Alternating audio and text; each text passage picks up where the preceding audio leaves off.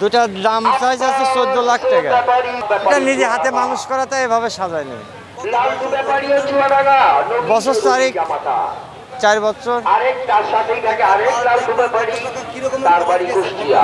যে পরিমাণে খরচ করে সে পরিমাণে হাটে আসি তার 12 টাকা হচ্ছে না।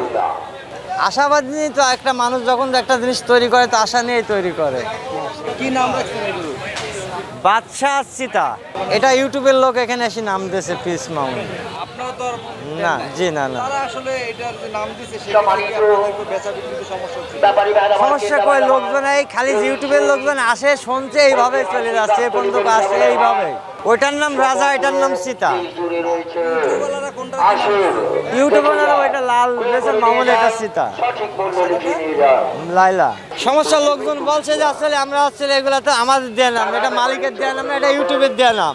গরুর নাম তো মানুষের নামের সাথে কম্পেয়ার করা ঠিক না। তারপরও এখানে ইউটিউবাররা এটাকে ভাইরাল করছে লাইলা মামুন নামে।